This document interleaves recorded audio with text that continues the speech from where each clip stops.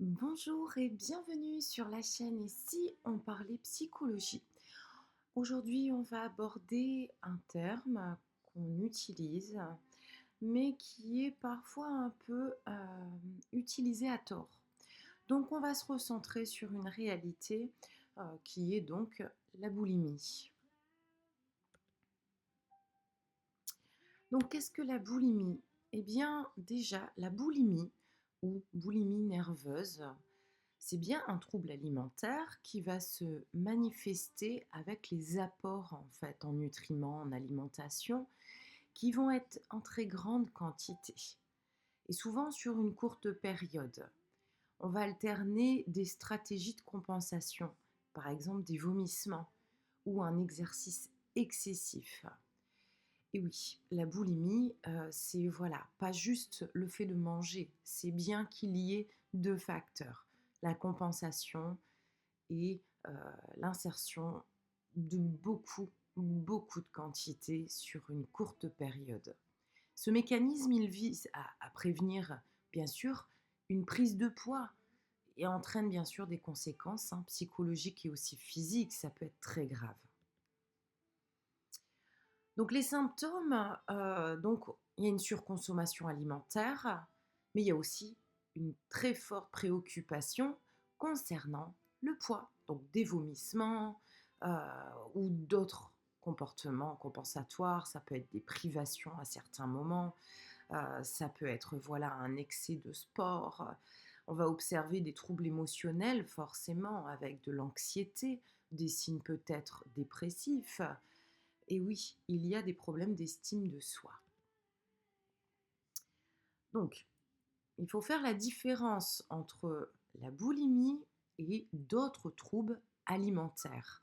La boulimie va se distinguer des autres parce que l'anorexie ou l'hyperphagie, ce ne sont pas forcément des comportements compensatoires qui sont réellement typiques à la boulimie.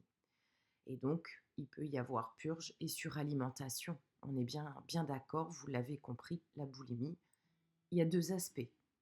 L'anorexie, c'est vraiment une restriction, d'accord. On s'empêche de manger euh, au plus important, c'est-à-dire qu'on peut atteindre le malaise, les vertiges et une perte de poids très très très significatif. Et il existe la suralimentation, donc l'hyperphagie, qui n'est pas la boulimie, avec une prise de poids qui est très importante cette fois-ci, parce qu'il n'y a pas de compensation. On continue. Alors les causes, bien sûr, il y en a plusieurs. L'anxiété, la dépression, on peut les associer à la boulimie.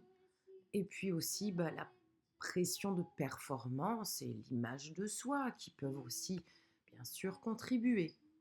Facteurs biologiques, eh bien oui, il y a eu des études qui ont montré que le déséquilibre chimique dans le cerveau ont influencé ces rôles dans la boulimie.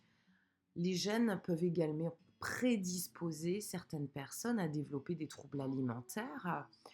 Euh, donc on n'en fait pas une généralité, il y a quelques études, j'ai mis le lien juste dessous. En tout cas, c'est pas négligeable. Donc il peut y avoir des difficultés euh, génétiques déjà dans la famille qui peuvent influencer les nouvelles générations, bien sûr.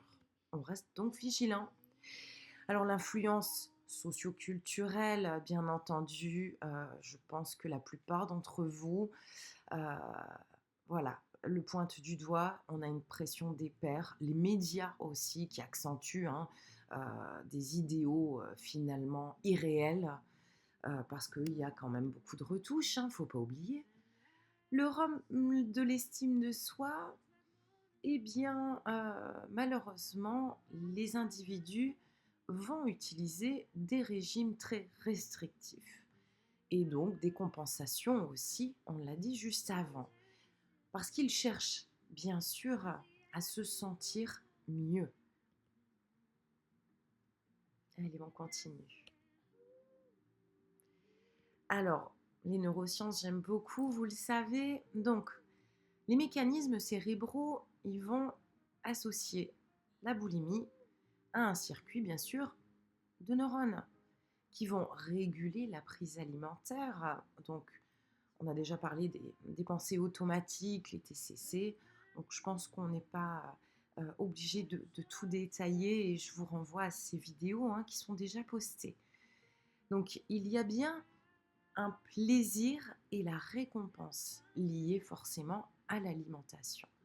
Quand il y a une dysfonction dans le circuit, eh bien, on va avoir un comportement désordonné, puisque les pensées automatiques liées aux neurones et aux connexions ne fonctionnent plus, peut-être de la même manière. Les neurotransmetteurs, donc il y a la sérotonine et la dopamine qui viennent réguler l'appétit et les émotions.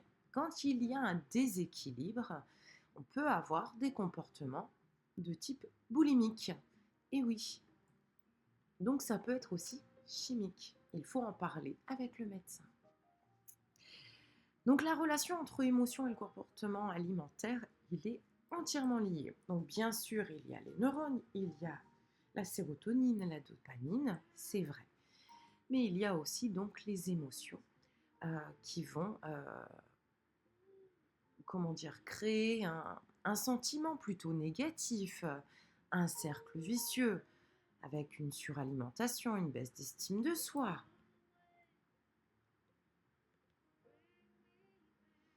Alors, comment faire? Eh bien, voilà, les TCC sont d'ordre assez efficace parce qu'elles peuvent aider à identifier et à modifier ces pensées négatives, ces pensées automatiques. Bien sûr, les TCC seuls ne servent à rien. C'est un outil en séance de psychologie, en cure, en thérapie si vous préférez. C'est un outil qu'on va mettre en place, mais il faut d'abord envisager une vraie thérapie pour comprendre qui on est, comment on fonctionne, quelles sont nos pistes de réflexion, d'accord? Et on va chercher à développer des nouvelles compétences. On va travailler la gestion des émotions et donc arriver sur des comportements alimentaires. La nutrition. Une alimentation équilibrée est importante pour la guérison. Donc vous pouvez consulter un nutritionniste qui va vous aider à élaborer des repas plutôt sains. Il va favoriser l'aspect mental et physique pour lier en fait les compulsions alimentaires, couper ce cycle de restriction, de compensation, prendre plaisir à nouveau à faire nos plats et à les déguster. Donc vous pouvez en parler bien sûr au médecin dans un premier temps et voir qu'est-ce qu'il peut vous proposer. Donc diététicien, nutritionniste, ce sont encore une fois deux métiers différents, mais peu importe, vous testez, vous voyez ce qui peut être le mieux dans votre suivi et de la psychologie parce que ces troubles sont parfois ancrés, d'accord? Et c'est vrai qu'il est important d'accompagner un tout. Donc, stratégie d'autogestion et prévention. L'autogestion va impliquer des techniques de pleine conscience. On va créer un journal des émotions, aussi de ce qu'on fait, de ce qu'on mange. On va essayer de mieux gérer son stress. Le stress, on en a tous, mais quand il devient insupportable, il pose problème. On va développer des compétences et on va chercher à prévenir les rechutes, d'où l'intérêt de la thérapie. Parce qu'on va apprendre à gérer les déclencheurs qui vont être liés à la boulimie. Voilà, j'espère que ce sujet vous a intéressé, que vous avez une meilleure compréhension en tout cas de la boulimie, de ce système de compensation, parce que ne faut pas le mélanger avec l'hyperphagie. D'accord? Donc, je vous invite à liker cette vidéo si elle vous convient. N'hésitez pas à mettre aussi des commentaires. Et surtout, abonnez-vous. Comme ça, vous ne manquez pas les sujets postés qui sont régulièrement apportés à la chaîne. Je vous dis à très bientôt.